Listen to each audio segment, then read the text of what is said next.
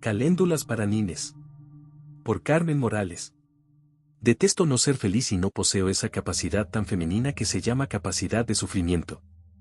Por eso me divierten las narraciones fantásticas sobre monstruos y apariciones fantasmales, pero tengo mucho cuidado de no poner en peligro mi estabilidad emocional y rechazo esa clase de lecturas que aseguran, con insidiosa morbosidad, que la senda del hombre está mancillada con variedad de execrables crueldades. Evocar imágenes de los niños ingleses de 5 o 6 años, que durante la primera época de la revolución industrial eran amarrados a una silla durante una jornada laboral de 18 horas para evitar que se cayeran rendidos por el sueño o el cansancio, resultaría demasiado sórdido para que su peso abrumador no me paralizara. Me niego a creer que en el Franco Condado y la Alta Alsacia los condes de Monjoy o los señores de Mectes abrieran el vientre a sus vasallos durante la caza de invierno para calentarse los pies en sus entrañas humeantes. Tampoco es cierto que se hayan llevado a cabo ejecuciones masivas de adolescentes o que, en 1611 un niño de 9 años llamado Juan Serré, natural de Albi, fuera, tras un proceso, quemado vivo ante la puerta de una iglesia. Persigo la dicha con infantil tenacidad y procuro extraerla de los acontecimientos más modestos y triviales, pero no he podido evitar que de vez en cuando, la realidad me produzca violentas sacudidas. Los hechos que voy a relatar me rozaron muy de cerca, infringiéndome una herida que el corto tiempo transcurrido no ha logrado cicatrizar. Por tanto, advierto al lector, a quien supongo comprensivo y tolerante sobre mi posible, casi segura, falta de objetividad para con alguno de los personajes de esta historia. Quizá la decisión, varias veces demorada, de trasladarla al papel, no tenga otra intención que la de buscar una sosegante acción de catarsis sobre mi corazón y mi memoria, cerrada ahora con la más dura intransigencia para quienes no vacilan en arrebatarnos alevosamente la escasa ración de felicidad que la vida nos ofrece. Asterisco, asterisco, asterisco. He conocido por primera vez el insomnio reflexionando sobre el trágico y espantoso desenlace de un suceso que, por lo cotidiano y la naturalidad con que se practica, suele pasar inadvertido. Aquella pareja, a la que recordé con nostalgia durante el viaje por varias capitales europeas que mi actividad profesional exigía, fue una víctima propiciatoria de la incorregible tenacidad con que una sociedad sumergida en la mediocridad y el hastío destruye todo lo que tiene la osadía de permanecer inmaculado. Anoto que el 17 de agosto de 1973 había sido para mí uno de esos días amables y prometedores que pocas veces se consiguen. Por eso caminaba como en una nube ligera y fresca, sintiéndome atractiva porque acababa de ducharme y todavía notaba el pelo húmedo en la nuca, la suave brisa que ahora bajaba del Guadarrama. Agitaba mi reciente adquisición de seda amarilla ciñéndola acariciadora a mis piernas desnudas. Le vi en la Gran Vía, cuando declinaba el caluroso atardecer y su imagen, inundada de patetismo y desolación, me persigue desde entonces con la misma persistencia que impone una culpa abominable. Estuve a punto de chocar con él, y su presencia ante mí, inesperada, casi irreconocible, fue como una horrible bofetada que cortó las posibilidades de dicha de esa noche y de otras muchas que siguieron. Su aspecto me conmovió hasta las lágrimas. Estaba sentado en el escalón de un portal, con los codos apoyados en las rodillas y las manos sujetándose la frente, con la actitud del que soporta un pesar inmenso. Llevaba una cazadora mugrienta y renegrida, mal abrochada, con las mangas excesivamente cortas. No tenía camisa, y los pantalones vaqueros, brillantes por el uso y las manchas de grasa, se habían rasgado en las rodillas. Por uno de los bolsillos de la cazadora asomaba el cuello de una botella. Un transeúnte distraído tropezó con sus piernas y le dirigió un comentario despectivo acerca de su estado de embriaguez. La desesperación y la ruina que se adivinaban en el fondo de su posible borrachera impresionaban de forma extraordinaria. Estaba total, irremisiblemente ajeno al bullicioso discurrir de la gente a su alrededor que le miraban extrañados, porque a pesar de las huellas terribles con que la miseria y el abandono lo habían marcado, conservaba todavía la extraordinaria belleza de su rostro y un aire inequívoco de juventud. No llegaría a los 30 años. Cuando levantó la cabeza, me llevé la mano a la boca para ahogar una exclamación de congoja, sus ojos enrojecidos y vidriosos, tan cálidos en otro tiempo, estaban ahora espantosamente inertes y helados. Fingiendo que miraba un escaparate, estuve observándole de reojo. Durante todo el tiempo no dio ningún indicio de que algo conservara todavía algún interés para él. Yo estaba tan apenada y sobrecogida que no supe qué hacer. Tuve la mano extendida para tocarle, pero desistí. Su abrumadora soledad estaba tan lejos de redención, que cualquier gesto de acercamiento o de ayuda hubiera resultado baladí. Era casi indecoroso que alguien que había admirado su singular encanto fuera ahora testigo de su amargo derrumbamiento. Yo los había conocido, a él y a su mujer, tan solo 4 años atrás, cuando los dos eran tan jóvenes y tan hermosos y estaban tan enamorados. Tenían delante un porvenir espléndido y lleno de promesas, pero eso fue antes de que, inocentemente, abrieran la puerta de su casa y sentaran a su mesa a un fantasma corpóreo y perfumado que se introdujo en sus vidas para chupar con avidez de su felicidad hasta destrozarlos. No tuve ánimos para acudir a mi cita. Quise saber qué clase de suceso espantoso puede cegar tan brutalmente la alegría de vivir. Subí hasta mi casa y me precipité hacia el teléfono para llamar a mi amiga Marisa. Ella los había traído a nuestra tertulia del café comercial. Fue vecina suya cuando ellos se instalaron, recién casados, en un piso antiguo de Argüelles, cerca de Rosales. Los tres mantuvieron una entrañable relación amistosa. Mientras le describía la sordidez de mi encuentro, la oí llorar a través del auricular. Cuando pudo hablar me dijo que era una historia larga y estremecedora y me invitó a cenar en su casa. En su cuarto de trabajo, delante de un cóctel con bastantes grados, absolutamente inusual en ella, habló durante 2 o 3 horas sin poder reprimir, de vez en cuando, los sollozos. No cenamos, y dormimos en la misma habitación. Nos hizo daño el alcohol o la sospecha, inconfesada, de que, al menos aquella noche, no éramos en absoluto felices. Miguel y Nines se habían conocido en la Facultad de Filosofía y Letras en los apasionantes días precedentes a las manifestaciones estudiantiles del 65, que culminaron con la expulsión de la universidad de varios profesores de notable prestigio. Ella tenía 17 años y acababa de empezar la carrera. Para él, aquel año sería el último en Bellas Artes. Se amaron enseguida. Cruzaron miradas largas como caricias. Pasearon por las avenidas de la Complutense turbándose cada vez que sus manos se tocaban. Una tarde, sentados en un banco de la explanada que conduce a la Facultad de Medicina, ella rozó con sus labios la mejilla de Miguel. Él giró la cabeza hasta que sus bocas se encontraron con toda la luminosa y tierna entrega que solo es posible cuando se ama por primera vez. 2 meses después, cuando ella se iba de vacaciones a la ciudad donde residían sus padres, él le entregó un poema conmovedor que hablaba de lo insoportable de la separación y lo incierto de su reencuentro. Durante el verano escribieron cartas apasionadas e impacientes y en cierta ocasión que él consiguió ir a verla se besaron en el parque hasta desfallecer. Después de 1000 peripecias, vencieron la oposición familiar y, con un entusiasmo arrollador y escasísimos medios, comenzaron lo que pensaron que sería un largo camino de amor en libertad. Cuando Marisa los introdujo en nuestro grupo nos quedamos todos embelesados. Sus cuerpos se buscaban continuamente y siempre estaban enlazados de alguna manera. Se enfrentaban a la vida con una plenitud y un candor embriagadores. Para nosotros, castigados ya por innumerables fracasos amorosos y profesionales, sus juicios siempre generosos y valientes, y su actitud ajena al desánimo, representaban un vigoroso estímulo. Miguel prometía grandes cosas, estaba lleno de ideas y trabajaba muchas horas al día. Nines, que había tenido que aplazar sus estudios, estallaba de adoración por Miguel, Mary Quant y el sargento Paipes. Proyectaban por entonces su primer hijo. No eran conscientes de la atracción que despertaban, y por entonces estaban muy lejos de saber que no todo el mundo iba a respetar el tesoro que ellos tenían. Ignoraban que hay gentes que ya no tienen nada que perder y están al acecho como urracas para apoderarse de cualquier cosa que brille, y soy testigo de que durante aquel año, ellos brillaban. Mientras estuvieron solos y juntos todo tuvo un hálito de maravilla. El niño trajo los primeros cambios.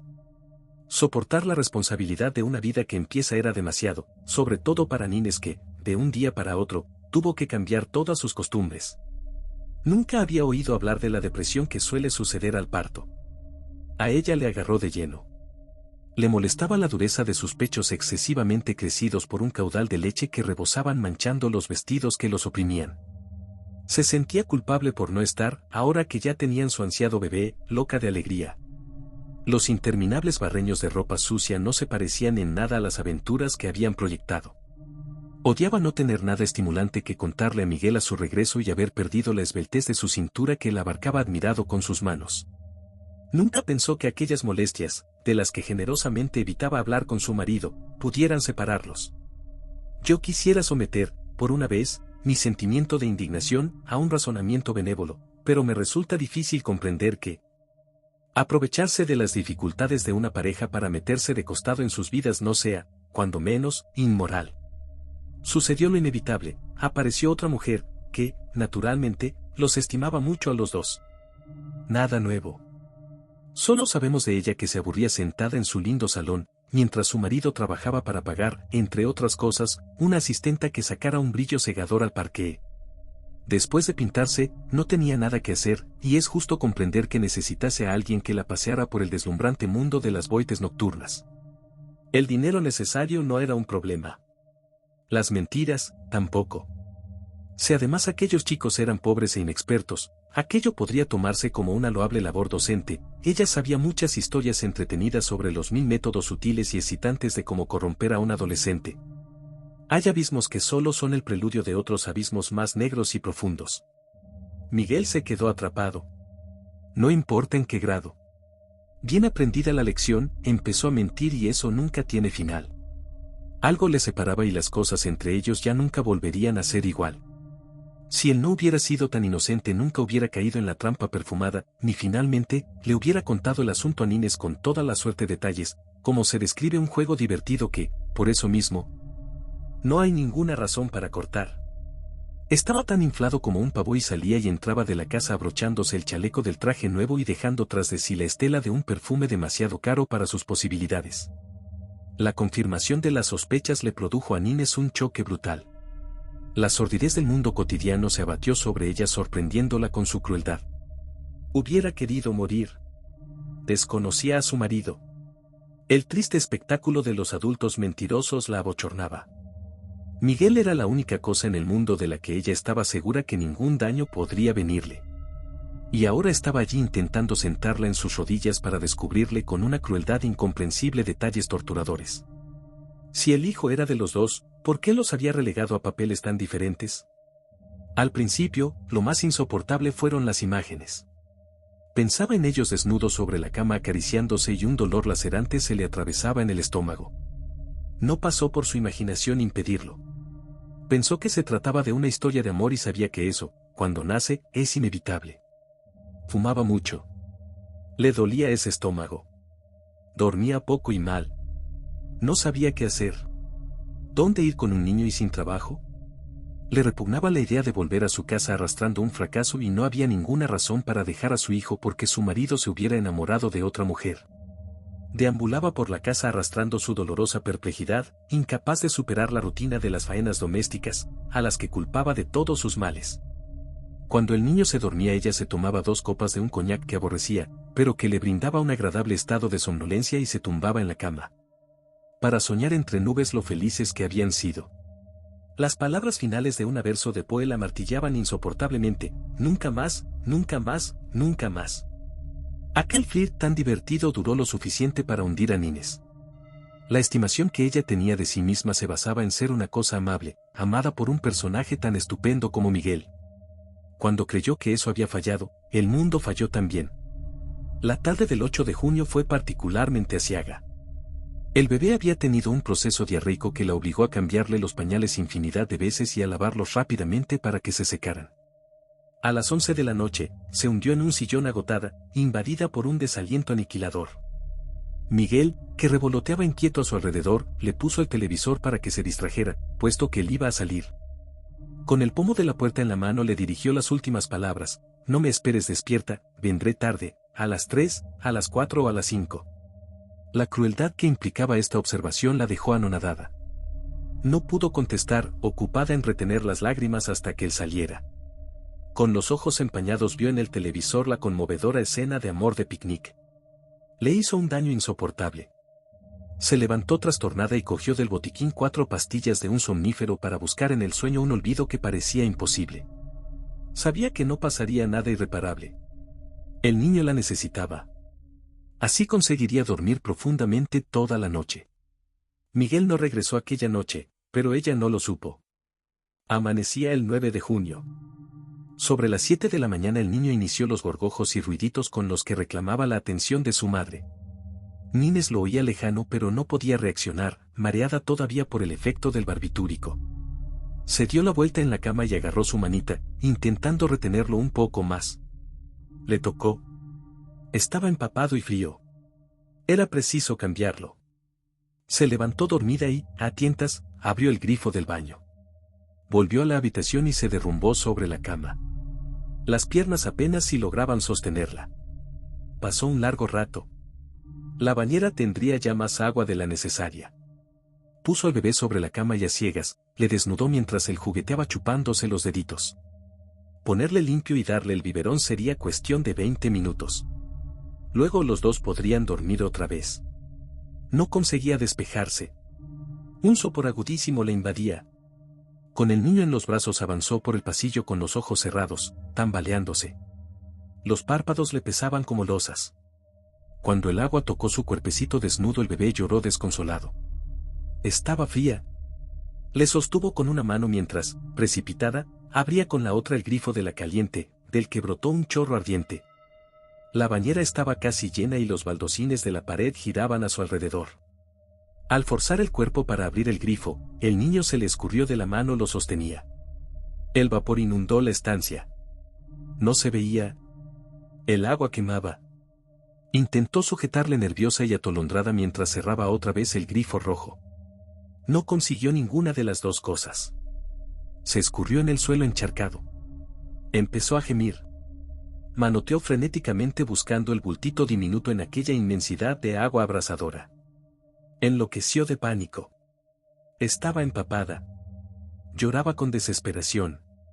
Pasaron siglos. Le perdió. Cuando consiguió sacarle, el niño estaba inerte. No se movía. No respiraba. La nube de vapor quedó paralizada por un grito desgarrador. Solo uno. Rodeando el cuerpo desnudo con sus dos brazos, lo apretó contra su corazón, mientras se derrumbaba sobre el suelo musitando dulcemente ternuras interminables. Háblame por favor, arbolito, terroncito de azúcar.